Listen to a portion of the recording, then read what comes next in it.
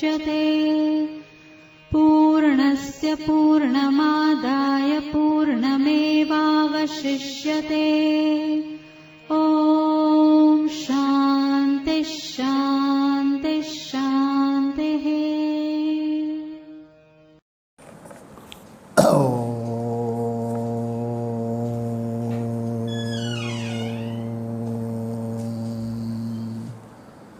सिन्धोरुणविग्रहं त्रिनयनं माणिक्यमौलिस्फुरत्तरानायकशेखरा स्मितमुखी मापीनवक्षोरुहा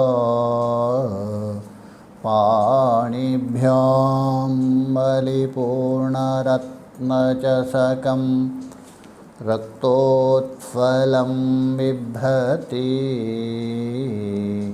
सौम्यां रत्नघटस्थरक्तचरणा ध्यायेत् परामम्बिका। त्रिविद्यां शिववामभागनिलयां ह्रीङ्कारमन्त्रोज्ज्वला श्रीचक्राङ्कितबिन्दुमध्यवसति श्रीमत्सभानायिकां श्रीमच्छण्मुखविघ्नराजजननीं श्रीमज्जगन्मोहिनी मीनाक्षीं प्रणतोऽस्मि सन्ततमहं कारुण्यवारां निधि। गुरुर्ब्रह्मा गुरुर्विष्णु गुरुर्देवो महेश्वरः गुरुः साक्षात् परं ब्रह्म तस्मै श्रीगुरवे नमः। तस्मै श्रीगुरवे नमः।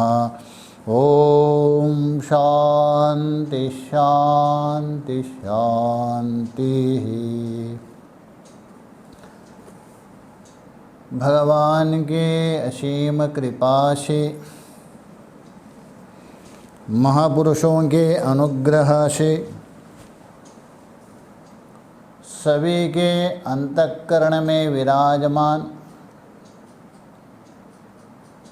जो परब्रह्मा परमात्मा है,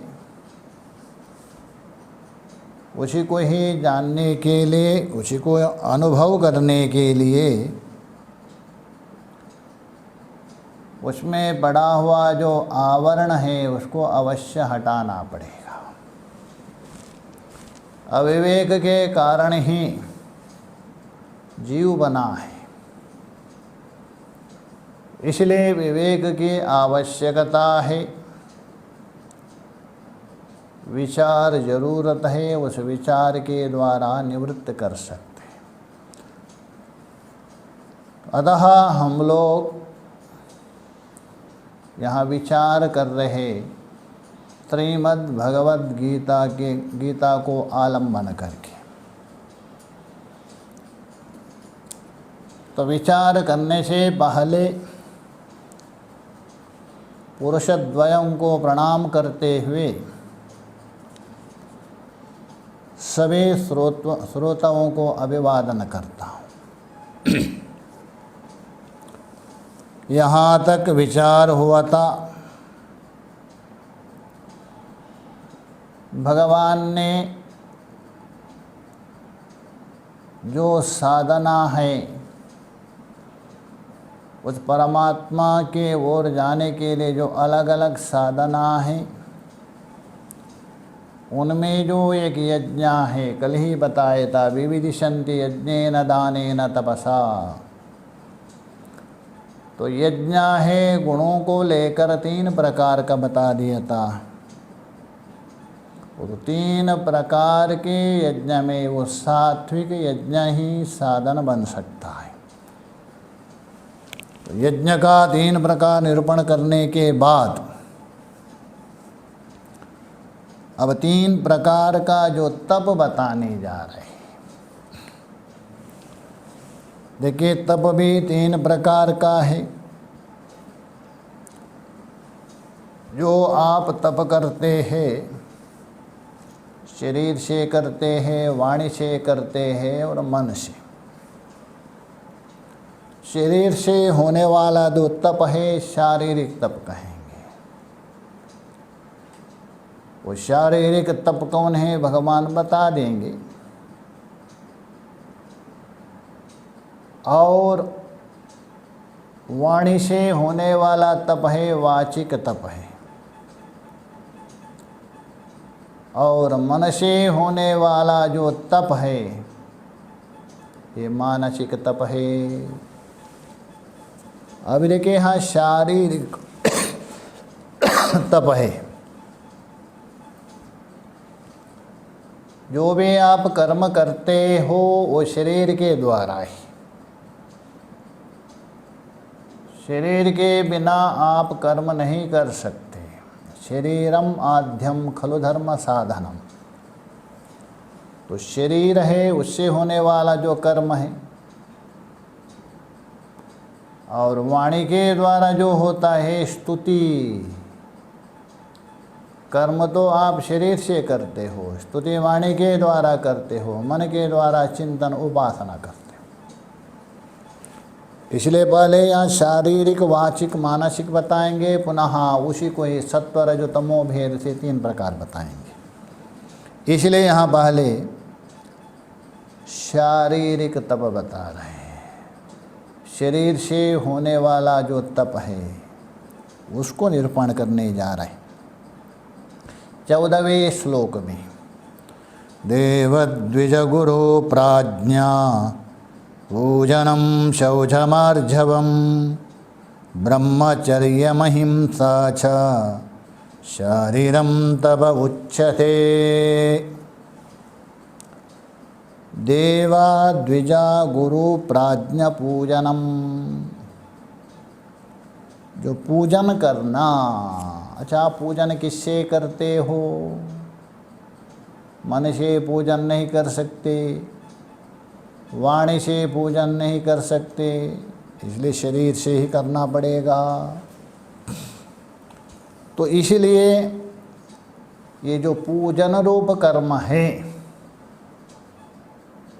ये शरीर के द्वारा होने वाला। किंतु किनकी पूजा? देवः, अर्थात देवताओं की पूजा करना। ये शरीर मिला है खा करके, शरीर को पुष्ट करके सोने के लिए नहीं। खाना पीना सोना ये पशु और मनुष्य में कोई अंतर नहीं। ये शरीर है आलस्य और प्रमाद का घर है। इसलिए साधक को बहुत सावधान रहना चाहिए। तो इस शरीर के द्वारा आप देवता की पूजा कर सकते हैं। केवल देवता भी नहीं है, और भी बता दिया। देवता की भी कर सकते हैं, पितरों की भी कर सकते हैं, भूत पिताशों की भी कर सकते हैं। किंतु यहाँ बता रहे देवः। देवता मतलब कौन से देवता लेना? विशेष रूप से यज्ञीय देवता है, 33 देवता होते। किंतु यहाँ प्रसिद्ध है 33 करोड़ देवता। देखिए, करोड़ का अर्थ है यहाँ कोटि अर्थ में नहीं लेना। संस्कृत में कोटि शब्द है प्रकारवाचक है, प्रकार को बता रहे। भाव कोटि अतः भाव प्रकार, अभाव कोटि ये प्रकारवाचक है। तो इसलिए यहाँ संस्कृत में कोटि जो कहा दिया, हिंदी में वैसे ही करोड़ रूप से अनुवाद किया। कहना चाहता 33 प्रकार के देवता। किसी ने कहा कोटि का अर्थ करोड़, समझ गए 33 करोड़ देवता है, वो प्रचलित हो गया 33 करोड़ देवता है करके। नहीं, तो 33 प्रकार के है, श्रुति प्रमाण है। बृहदारण्यक उपनिषद में स्पष्ट बता दिया। वहाँ प्रश्न किया था कति देवता करके, कितने देवता है करके शाकल्य ने प्रश्न किया था।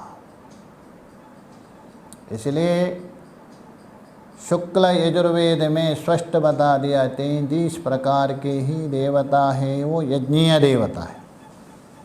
महाराज ये 33 प्रकार के कौन हैं? उसमें 8 वसु है, अष्टवसु वसुगण, 11 रुद्र, 12 आदित्य, 12 और 11 23, 8 29 हो गए। इंद्र और प्रजापति, तो इंद्र और प्रजापति वो 13 हो गए थे। 12 तो आदित्य हो गए, 11 रुद्र हो गए, आपके 23 हो गए। और 8 मिलाएंगे तो 23 और 8 31 हो गए, 29 नहीं 31। और इंद्र एक मिला दीजिए 32,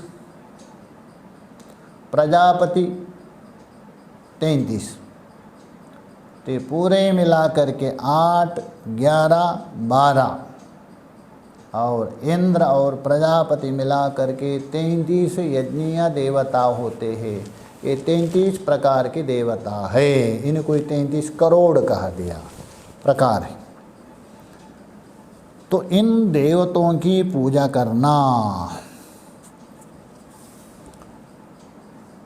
तो ये पूजा तो आप यज्ञ के द्वारा भी कर सकते, जप के द्वारा भी कर सकते हैं, गुरु ने जो मंत्र दिया है उसके द्वारा भी कर सकते। इसलिए देवताओं की यथा सामर्थ्य, आपके सामर्थ्य के अनुसार पूजा करना। तो बाह्य पूजा भी करें, अभ्यंतर भी करिए, उभय पूजा भी करें। इसलिए बोल रहे देवताओं की पूजन। उसके बाद द्विज, तो द्विज का अर्थ होता है ब्राह्मण, मुख्यतः ब्राह्मण नहीं है। द्विज का मतलब है द्विजायते, दूसरा जिसका जन्म होता है उसको द्विज कहते हैं। मातुर्यदग्रे जायन्ते द्वितीयं मौञ्जीबन्धनात् ब्राह्मणः क्षत्रियविशः तस्मादेते द्विजा स्मृतः। इन तीनों वर्णों को द्विज माना जाता है। तो द्विज क्यों है?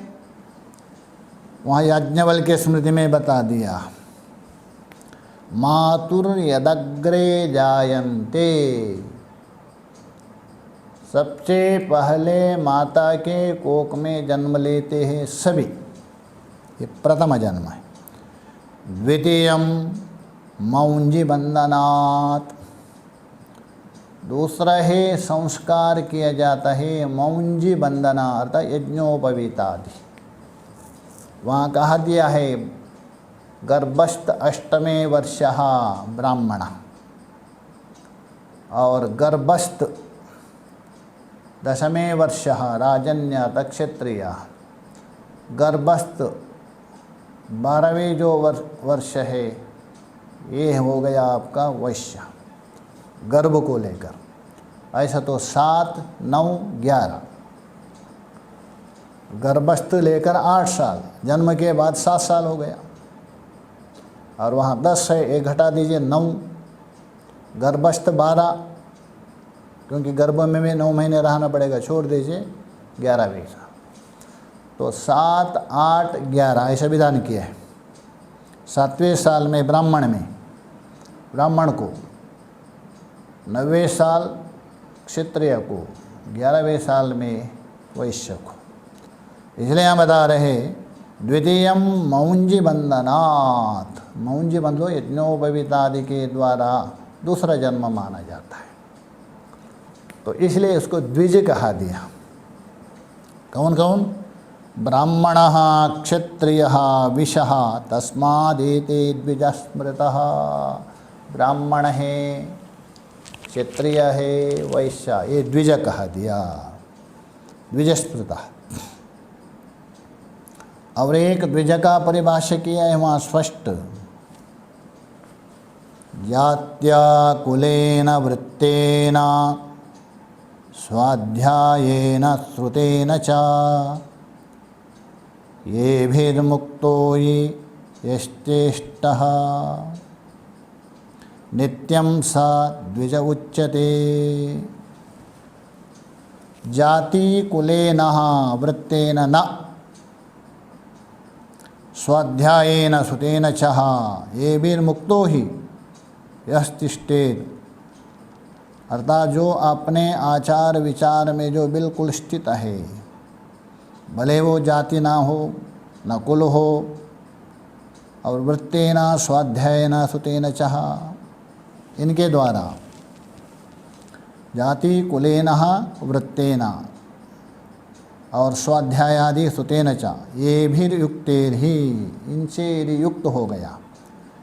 जाति से युक्त हो गए, 3 जाति, ब्राह्मण क्षत्रिय वैश्य। कुल भी है, और वृत्त बोल तो आचरण किया और स्वाध्याय आदि किया, श्रवण कर रहे, ये युक्त यदि हो गया, नित्यम सा द्विज उच्यते, उसको संस्कार की आवश्यकता नहीं, वो नित्य द्विज माना जाता है, अतः सदा उसको द्विज माना जाता है।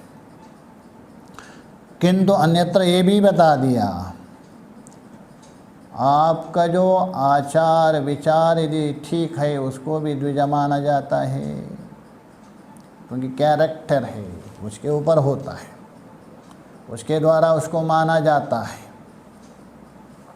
देखिए रावण इतना बड़ा भक्त है, महान भक्त है, शिव भक्त में गिना जाता है, किंतु रावण इतना बड़ा भक्त होने पर भी कोई अपना पुत्र का नाम रावण नहीं रख सकते। क्यों? अर्थात वो आचारवान नहीं था, कैरेक्टर वाला नहीं था। बुद्ध को नास्तिक मानते हैं, वेद नहीं स्वीकार करते, नास्तिक है, किंतु बुद्ध का नाम वाले बहुत मिलेगा, सिद्धार्थ है, बुद्ध है, नाम मिलेगा। क्यों? आचारवान थे, भले वो वेद को नहीं मान रहे, किंतु चरित्रवान आचार्यवान थे। इसलिए भी यहाँ बता रहे यज्ञवल्क्य में, न जातिर न कुलम राजन न स्वाध्याया सुतम न कारणानि द्विजत्वस्य वृत्तमेव तु कारणम। हे राजन, पुराण में संबोधन करके बोल रहे, राजा ने वहाँ प्रश्न किया था, भगवान ये ब्राह्मण और द्विजा का अंतर मुझे बता दीजिए, किसको द्विज कहते हैं? तो वहाँ बता रहे, न जातिर, जाति को लेकर नहीं द्विज होता है, न कुल को लेकर हे राजन, न स्वाध्याय, स्वाध्याय करने मात्र से, श्रुतेना श्रवण भी करने से, ये कारण द्विजत्व के लिए नहीं, कारणाने द्विजत्वया न, किंतु द्विजत्व है वो किससे होता है? वृत्तमेवा तु कारणम, आपका जो वृत्त है, आपका आचरण है, यही आपका द्विजत्व के प्रति कारण माना जाता है। इसलिए ये भी एक माना है। और बहुत लोग कहते हैं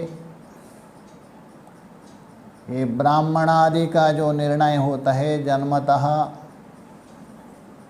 और कुछ लोग कहते हैं कर्मणा ब्राह्मण मानते हैं, 2 मानते हैं। किंतु पद्म पुराण के अनुसार जन्मता ही आपको मानना पड़ेगा, अन्यतः जो द्विज शब्द प्रयोग किया है, दूसरा जन्म, वहाँ याज्ञवल्क्य ने तीनों को गिना दिया है। ब्राह्मणा क्षत्रिया विशा तस्मादेते द्विजा स्मृता, उनको द्विजा कहा दिया। अतः जन्म से जो जैसे ही है वैसे ही उसको मानना पड़ेगा। ब्राह्मण के कुल में यदि जन्म हुआ उसको ब्राह्मण ही मानेंगे, भले उसको मान दीजिए संस्कारहीन निकृष्ट ब्राह्मण, तो ब्राह्मण ही कहेंगे ना। क्षत्रिय के घर में उत्पन्न हुआ तो उसको क्षत्रिय मानेंगे। तो इसलिए वहाँ पद्म पुराण में कहा दिया जन्मनो ब्राह्मणो ज्ञेयाः संस्कारे द्विज उच्यते विद्यया याति विप्रत्वं त्रिभिः श्रोत्रियलक्षणम्। जन्मनो ब्राह्मणो ज्ञेया, यदि आप ब्राह्मण कुल में जन्म लिया है ब्राह्मण ही मानना पड़ेगा। क्षत्रिय कुल में जन्म हो तो क्षत्रिय ही मानना पड़ेगा, संस्कार भी वैसे ही करना पड़ेगा। किंतु संस्कारे द्विज उच्यते, आगे जो संस्कार कर रहे मुंजी बंधन आदि से वो द्विज हो गया। विद्यया याति विप्रत्वम, विद्या के द्वारा विप्रत्व आ जाता है। विप्र भी ब्राह्मण का वाचक है, किंतु केवल विप्र ब्राह्मण को नहीं, विद्या हो तभी। त्रिभिः, ये तीनों है, ब्राह्मणत्व भी है, द्विजत्व भी है और विप्रत्व भी है, तभी जाके श्रोत्रिय लक्षणम, उसको श्रोत्रिय कहा जाता है। ये पद्म पुराण में बता दिया। इसीलिए ऐसा जो द्विज है उनकी क्या है, पूजन करना।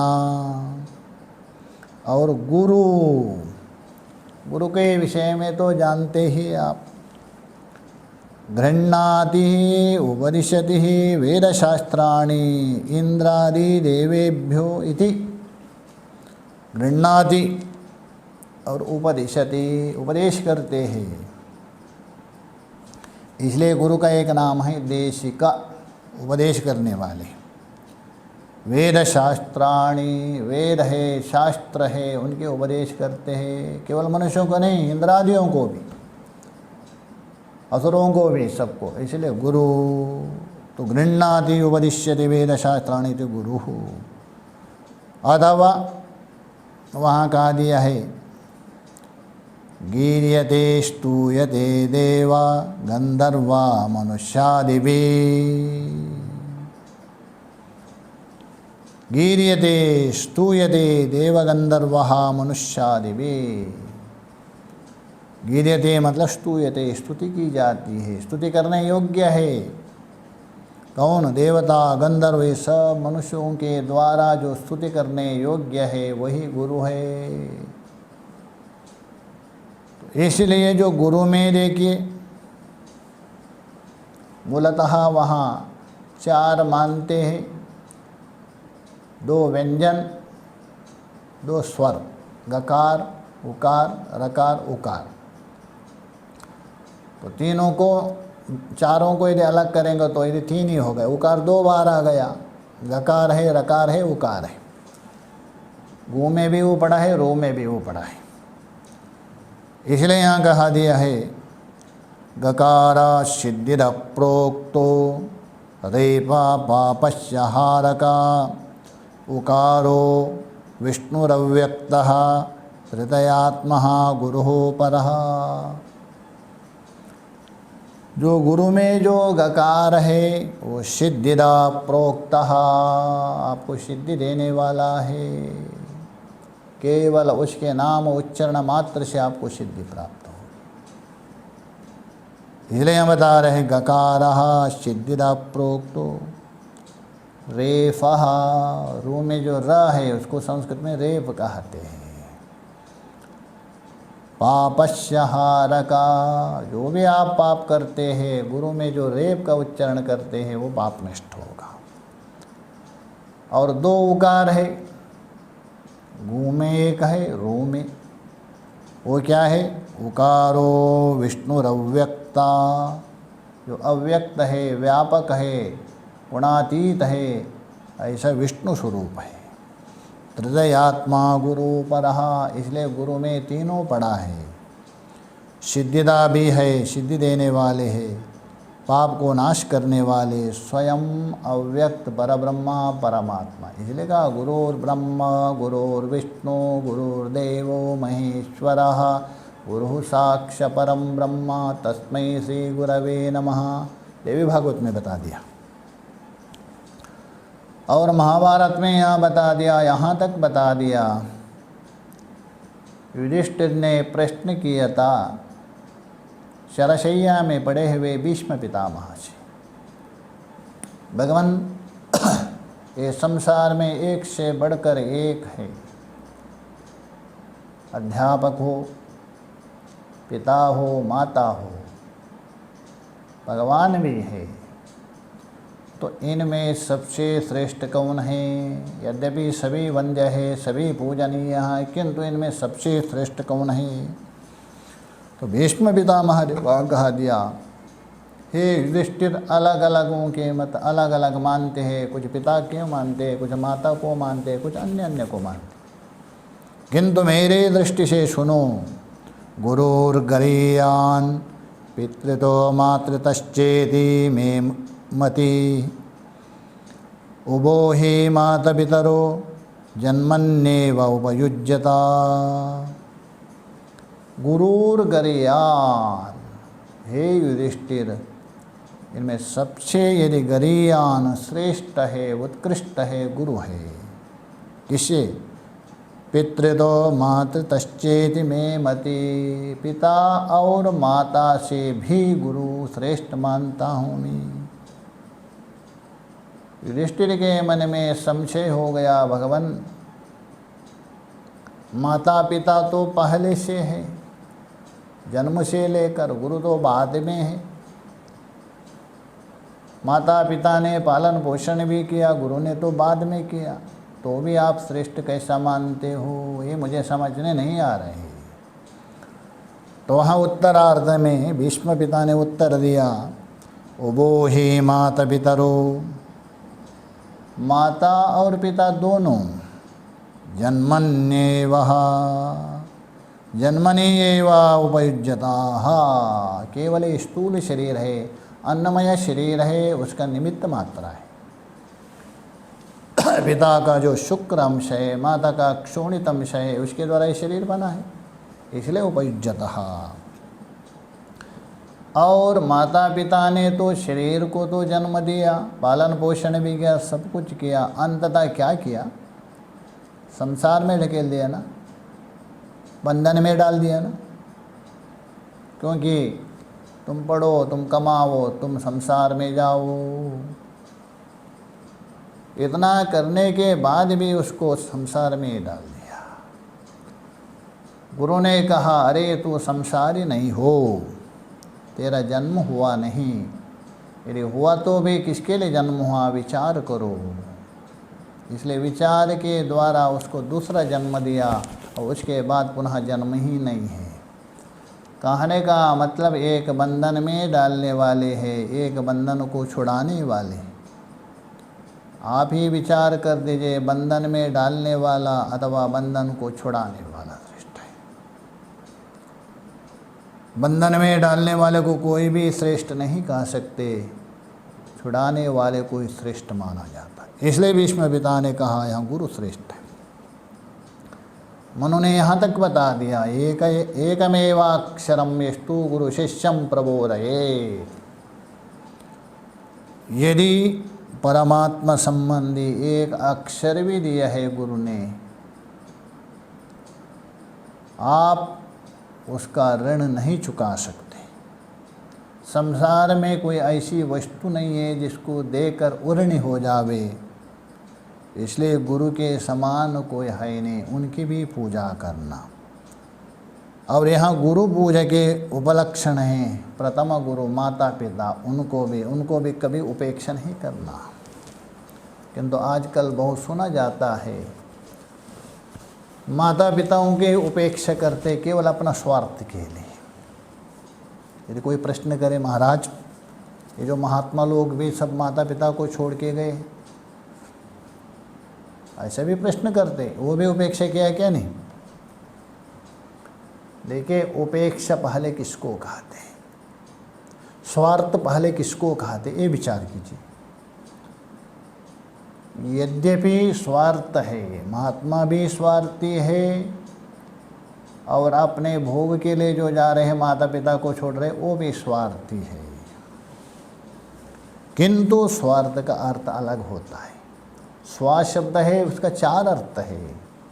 जो व्याकरण अध्ययन करते हैं उनको पता है। स्व का एक आत्मा भी अर्थ होता है, स्व का शरीर भी अर्थ होता है, और जो भोगी है, विषय लंपट है, अपना विषय के लिए कामना पूर्ति करने के लिए, शरीर को संतुष्ट करने के लिए, कब तक होगा भगवान ही जाने। अभी हुआ है किसी का, कभी नहीं होगा, क्षण भर के लिए हो सकता है। इसलिए वहाँ भागवत में प्रहलाद जी बता रहे हैं, ये भोग कैसा है, कंडू या माना युवा।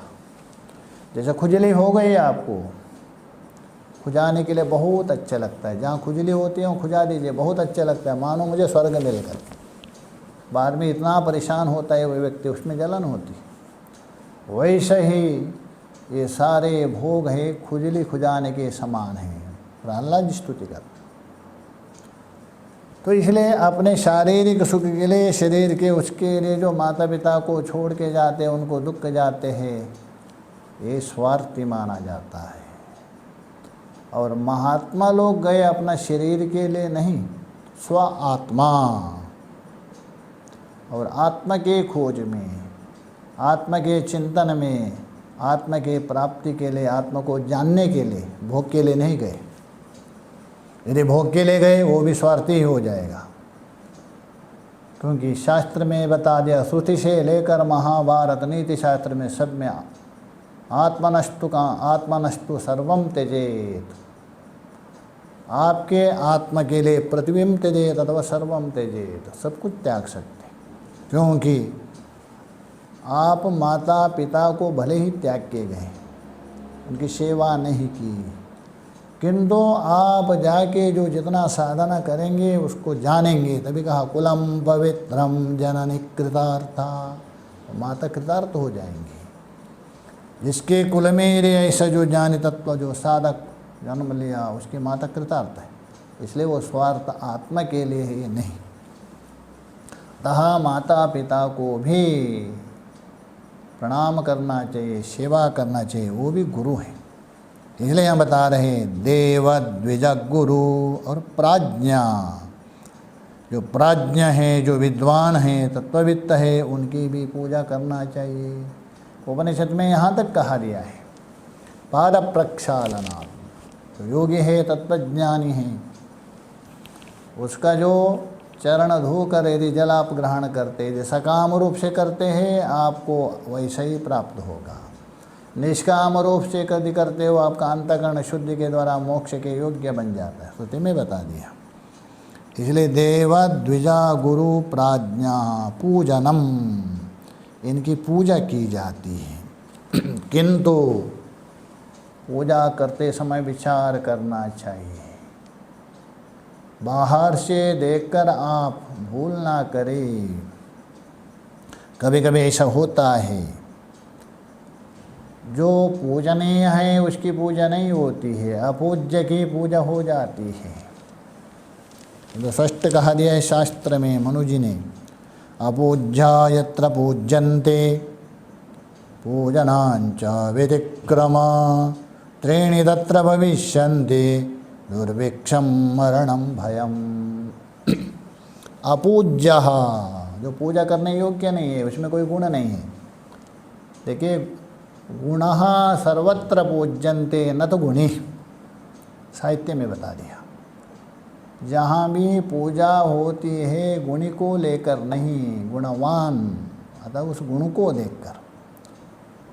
जिसमें गुण है उस व्यक्ति की पूजा आप तभी करेंगे उसके अंदर कोई गुण हो। यदि गुण ना हो आप थोड़ा पूजा करेंगे। इसलिए पूजा हो रहे गुण को लेकर।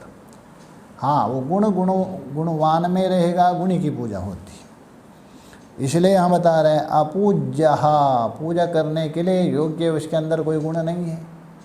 बाहर का आडंबर देखा आप तो पूजा किया, यत्र पूज्यन्ते, उसकी पूजा करते हो। पूजनांचा व्यतिक्रमः, और जिसकी पूजा करनी थी उसकी नहीं किया, जो पूजा नहीं करने योग्य है उसकी पूजा किया। ऐसे यदि व्यतिक्रमण करते हो, त्रीणि तत्र भविष्यन्ति, वहाँ 3 आपको फल अवश्य मिलेगा। महाराज अच्छे फल मिलते होगा? नहीं नहीं, अच्छे फल नहीं है यहाँ फल आपको खराब मिलेगी। कौन? दुर्भिक्षम, उस घर में दुर्भिक्ष आ जाएगी। दुर्भिक्ष का मतलब है धीरे धीरे आपका धन क्षीण होते जाएगा, लक्ष्मी क्षीण होते जाएंगे। मरणम, और वहाँ मरण भी आते रहेगा। मरण तो सबके अंदर सबको प्राप्त होना है, सबको मृत्यु होना ही, किंतु वहाँ जल्दी से, और भयम, वहाँ भयग्रसित रहेंगे। ये 3 प्राप्त होते, दुर्भिक्षा, मरण और भय, ये व्यतिक्रमण होने से। अतः मूर्ख की, जो अज्ञानी की पूजा नहीं करनी चाहिए, और जो मूर्ख नहीं है उनकी पूजा करने से लक्ष्मी स्वयं उपस्थित हो जाती। विद्वान की वहाँ बता दिया है, मूर्खा यत्र न पूज्यन्ते धान्यम यत्र सुसंजितम दाम्पत्यो कलहो नास्ति तत्र त्री स्वयमागता। मूर्खः यत्र न पूज्यन्ते, मूर्ख की जहाँ पूजा नहीं हो रही, विद्वान की, चरित्रवान, तपस्वी की पूजा हो रही। धान्यम यत्र सुसंचितम, पर्याप्त रूप से वहाँ धान्य है, और धान्य होने से अपने के लिए नहीं है, उस धान्य का सदुपयोग कर रहे, दीनहीनों को खिला रहे। और दाम्पत्यो कलहो नास्ति, घर में जो पति पत्नी के कभी कलह नहीं हो रहे, कभी मनमोटा नहीं हो रहे। तत्र ती स्वयं आगच्छे, वहाँ लक्ष्मी स्वयं पहुँच जाती, ये बता दिया। और नीति शास्त्र में भी बता दिया है, जिसकी पूजा करते, जिसको प्रणाम करते हो, वहाँ आपको 4 चीज़ अवश्य प्राप्त होंगी। पीछे जो बताया था, जो विरुद्ध करने से 3 आपको प्राप्त होता है, मतलब ये विरुद्ध है, विरुद्ध फल। और जहाँ यदि आप वृद्ध है, पूजनीय है, उनको प्रणाम और पूजा करते हैं, उसके 4 बढ़ जाते। अभिवादनशीलस्य नित्यं वृद्धोपसेविना 4 तस्य वर्धन्ते आयुर्विद्या यशो बलम्। अभिवादनशीलस्य, प्रणाम करने का स्वभाव है, सेवा करने का स्वभाव है, ऐसा जिसका जो स्वभाव होता है। नित्यम, ऐसा नहीं यदा कदा नहीं, थोड़ा किया चल पड़ा, ऐसा नहीं। नित्यम, सदा, वो भी कैसा? श्रद्धापूर्वक, भावनापूर्वक जो करता है। वृद्धोपसेविना, जो वृद्ध है, असमर्थ है, उनकी सेवा करते हैं। सेवा का भी विधान क्या है? विशेष रूप से, ऐसा तो कर सकते हैं किसी का, मुख्य रूप से गुरु की, असमर्थ वृद्ध माता पिता की, अबोध बालक की और रोगी की, ये तो अनिवार्य करना है। बाकी तो आपके यथा सामर्थ्य आप कर सकते हैं। ये 4 है, गुरु सेवा, असमर्थ माता पिता, अबोध बालक छोटा सा अथवा रोगी, और अन्य जो आपके सामर्थ्य, ये तो अवश्यम करना है। इसलिए इनकी जो सेवा, इनका नमस्कार करने से 4 तस्य वर्धन्ते, 4 उस व्यक्ति को प्राप्त होता है, बढ़ जाता है। कौन? आयु। यद्यपि आयु प्रारब्ध के अनुसार मिली है, तो भी इनके आशीर्वाद से बढ़ भी सकते हैं और स्वस्थ रहेंगे। विद्या, विद्या भी प्राप्त होंगी। यदि विद्या ना हो तो विद्या भी आ सकती है। जैसा व्याकरण में भी सिद्धांत नहीं, लघु सिद्धांत कौमुदी, वरदराज नाम के एक विद्वान ने लघु सिद्धांत कौमुदी लिखी। भट्टोजी दीक्षित के शिष्य थे। भट्टोजी दीक्षित का है सिद्धांत है और उसके प्रति इस प्रकार कहावत है। गुरु जी से अध्ययन करते थे काशी में, इनको कुछ नहीं आता था बिल्कुल। गुरु जी डांट देते थे, ये दुखी हो गए, अरे सभी को आ रहे, मुझे कुछ भी नहीं आ रहे। दुखी हो गए। भगवान का स्मरण करते करते विश्वनाथ को प्रणाम करके अंततः निश्चय किया, भगवान ऐसा जीवन काहे के लिए, जहाँ कोई भी विद्या नहीं है, ब्राह्मण होते हुए भी उसकी अपेक्षा ये शरीर को त्यागना ही ठीक है करके। चातुर्मास के समय था, भगवान का स्मरण किया, गुरुदेव का स्मरण करके रात्रि में निकल पड़े मणिकर्णिका में, अर्थात वहाँ जाके मैं ये शरीर त्याग दे करके।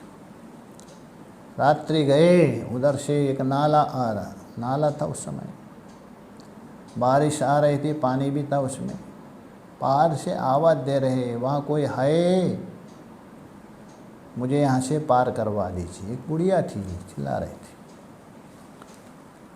अभी इन्होंने देखा पार में बुढ़िया चिल्ला रही बगल में, वो पार नहीं कर रही है नाले में, तो धीरे से गए और बुढ़िया का हाथ पकड़ के उसको पार करवा दिया। तो बुढ़िया ने पूछा, अरे बेटा, इतने रात्रि में तू यहाँ कैसा आए हो? उन्होंने कहा, मैया क्या करे, गुरुजी पढ़ाते हैं, सब लोग जो पढ़ाए हैं वे जो याद करके सुनाते हैं, मुझे याद होता ही नहीं।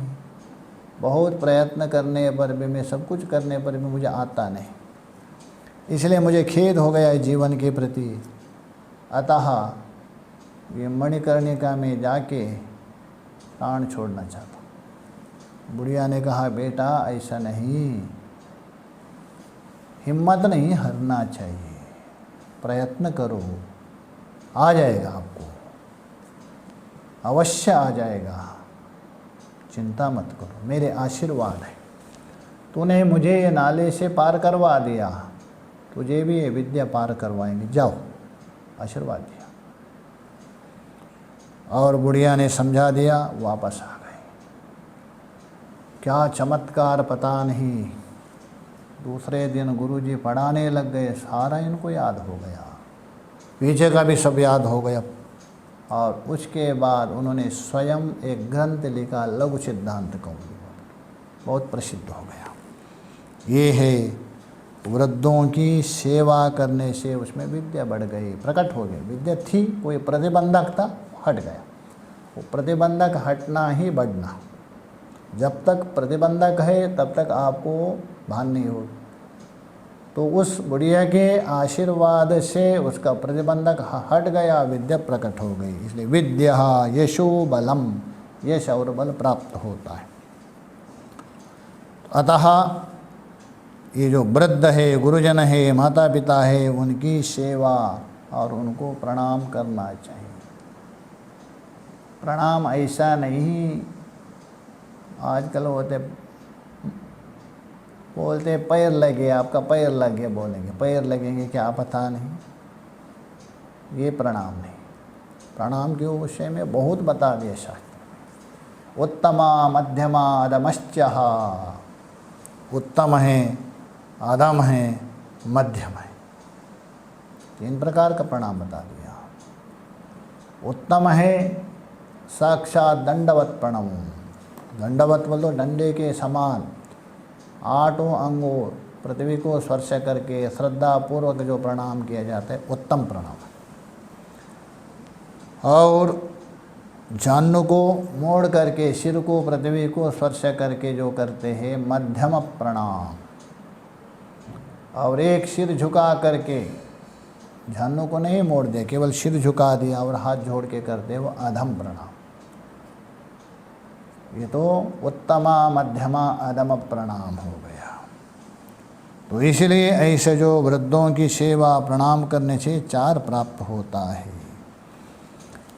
हाँ, वहाँ भी बता दिया है, सेवा करते समय, पूजा करते समय ख्याल रखना चाहिए। मैत्रेयी उपनिषद में स्पष्ट बता दिया है, वृद्धों की सेवा करना चाहिए, वृद्धों की पूजा भी करना चाहिए, प्रणाम भी करना चाहिए, ठीक है। किंतु वृद्ध भी 3 प्रकार के वहाँ बता दिया। धन वृद्धा, वयो वृद्धा, विद्या वृद्धा तथैव च ते सर्वे ज्ञान वृद्धस्य किंकरा शिष्य किंकरः। एक धनवृद्ध, धनवृद्ध का मतलब जिसके पास धन, अगाध धन है, पर्याप्त है।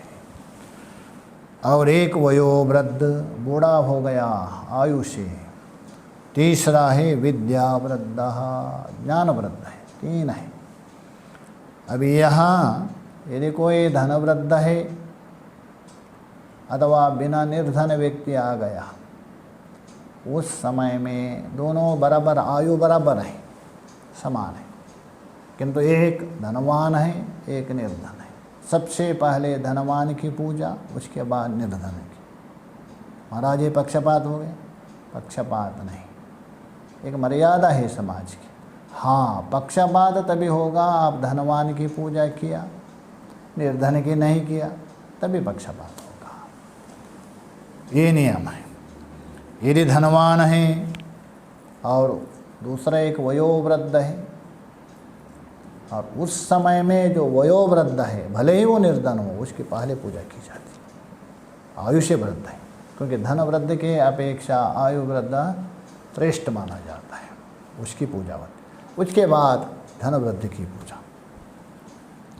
और मान लीजिए धनवृद्ध भी है, एक वयोवृद्ध भी है, किंतु तीसरा एक व्यक्ति, उसके पास ना धन है, आयु भी कम है तो विद्या वृद्ध, ज्ञान वृद्ध है। तो उस अवस्था में वो जो ज्ञान वृद्ध है, उसकी पहले पूजा होती है। भले उसकी आयु कम है और भले उनके पास धन नहीं, किंतु ये दोनों के अपेक्षा उसको पहले पूजा की जाती। क्यों ऐसा?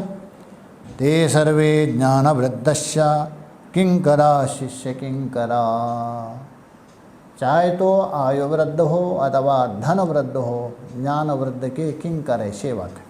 जैसा भगवान भाष्यकार को देखे शंकराचार्य, उनके आयु देखी, सुरेश्वराचार्य की आयु देखी, तो इसलिए वहाँ ज्ञान वृद्ध की पहले पूजा होती है। इसलिए यहाँ बता रहे देवा द्विज गुरु प्राज्ञ पूजनम, इनकी पूजा करना। और शौचम, शौच का मतलब है पवित्रता, शरीर को पवित्र रखना चाहिए, क्योंकि 9 छिद्र, इस शरीर में 9 छिद्र है। इन 9 छिद्रों में कुछ ना कुछ गंदगी निकलते रहती है, निश्चय सबको पता है। रोमकूपेशु, केवल इनमें नहीं, और हमारे रोमे हैं, उनके छिद्र में निकलते रहते हैं।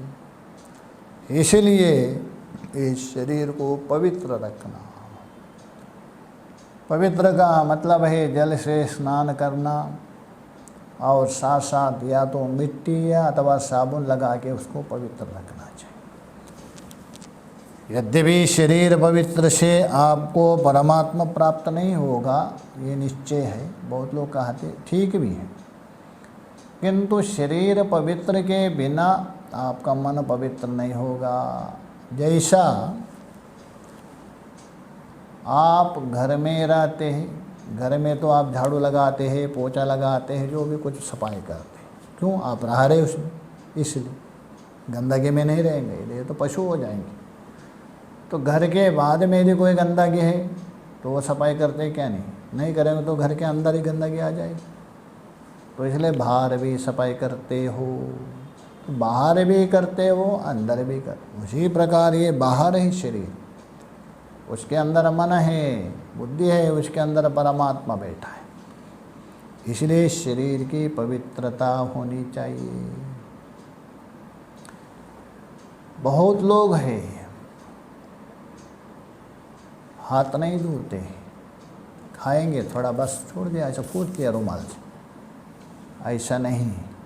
हाथ धोना चाहिए, बढ़िया हाथ धोना चाहिए। खा के बिल्कुल फूटे से नहीं होगा। तो इसलिए शरीर को पवित्र रखना चाहिए, गंदगी नहीं करना चाहिए, उच्चिष्ट नहीं करना चाहिए।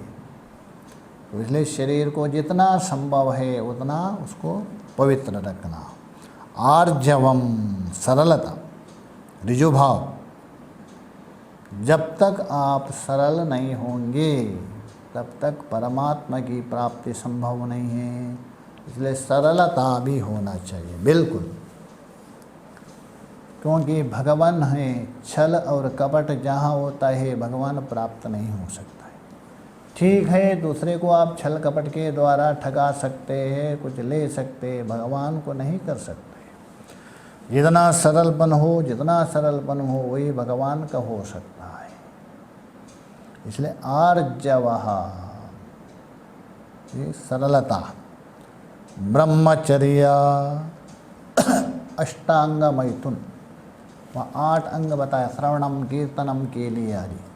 ये 8 अंगों से रहित तो ब्रह्मचर्य। तो ब्रह्मचर्य का मतलब इंद्रिय निग्रह आदि करके, क्योंकि आपके अंदर जो ऊर्जा है, सामर्थ्य है,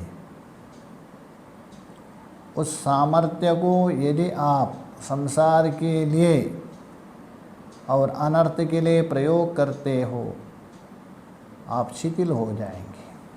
तो शिथिल यदि हो तो परमात्मा को प्राप्त नहीं कर सकते। साधना करने के लिए बैठ नहीं सकते हैं, मन तो बार बार विषयों की ओर जाएगा, इसलिए आप साधना नहीं कर सकते। इसलिए ब्रह्मचर्य चाहिए। अथवा ब्रह्मचर्य मतलब जो भी आप करते हैं उस परमात्मा प्राप्ति के लिए ही, जो भी चर्य का मतलब जो भी आपका व्यवहार है, क्रिया, उसके लिए होनी चाहिए, संसार के लिए नहीं। ये सब कुछ कर रहा हूँ मैं परमात्मा की प्राप्ति के लिए। ये संसार में भी मैं हूँ, संसार के लिए नहीं। संसार का जो मालिक है, संसार को चलाने वाला है, उसको खोजने के लिए इसमें रहना पड़ रहा है। क्योंकि संसार अभी किसका हुआ नहीं, न होगा, न होने वाला है। तो इसलिए ब्रह्मचर्य, ये ब्रह्मचर्य भी होना चाहिए। और अहिंसा, क्योंकि आप हिंसा भी करते हो, विशेष रूप से शरीर से। शरीर के द्वारा ही हिंसा होती, ऐसा तो वाणी से भी होती है, ऐसा नहीं, किंतु मुख्य रूप से शरीर को। कैसा? किसी को एक थप्पड़ मार दिया, हाथ से मारेंगे ना, तो इसलिए हिंसा का भी भेद किया है शास्त्र में, योग सूत्र में। एक स्वयं की हुई हिंसा कृत हिंसा कहते हैं, दूसरे के द्वारा करवाए हिंसा कारित हिंसा है। आपने किया भी नहीं है, करवाया भी नहीं है, अनुमोदन किया है, वो अनुमोदित कहा गया। कृत कारित अनुमोदित, ये हिंसा हो गई। और वो जो हिंसा है कृत कारित अनुमोदित, उसमें भी भेद किया, मृदु मध्य तीव्र करके, थोड़ी सी और थोड़ी ज़्यादा और भी ज़्यादा। और हिंसा का कारण 3 ही होता है, क्रोध, लोभ, मोह। इन तीनों से होता है।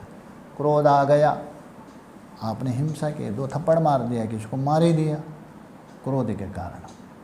लोभ आ गया, लोभ के कारण जैसा हाथी को मारते हैं, क्यों हाथ के दांत मिलेंगे तो मैं धन कमाऊं। कृष्ण मृग को मारते हैं, शेर को मारते हैं, उसके छाल मिले, ये लोभ के कारण।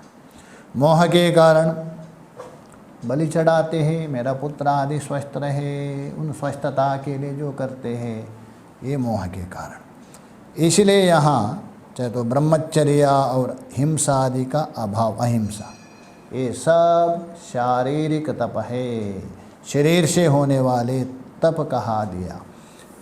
उसके बाद और भी एक एक करके बताएंगे। तो ये शारीरिक तप है, सबसे पहले होना चाहिए। प्रथम श्रेणी है।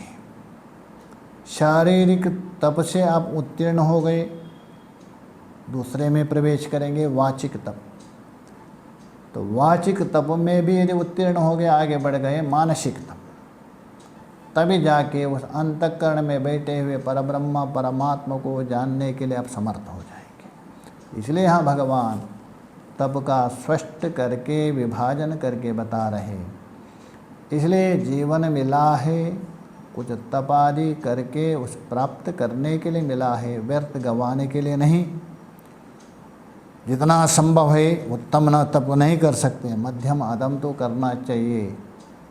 तो चिंतन करते हुए जितना संभव है उतना करते हुए परमात्मा को प्राप्त करने के लिए प्रयत्न करना चाहिए, जीवन को सफल करना चाहिए। तभी हम सत्संग सुन रहे, विचार कर रहे वो सार्थक, अन्यथा व्यर्थ हो जाएगा। आगे का विचार हम आगे करें। ओम पूर्णमदः पूर्णमिदं पूर्णात् पूर्णमुदच्यते पूर्णस्य पूर्णमादाय पूर्णमेवावशिष्यते। ओम शांति शांति शांतिः। शंकरं शंकराचार्यं केशवं बादरायणं सूत्रभाष्यकृतो वन्दे भगवन्तौ पुनः पुनः। ईश्वरो गुरुरात्मेति मूर्तिभेदविभागिने व्योमवद्व्याप्तदेहाय दक्षिणामूर्तये नमः। ओम शांति शांति शांतिः।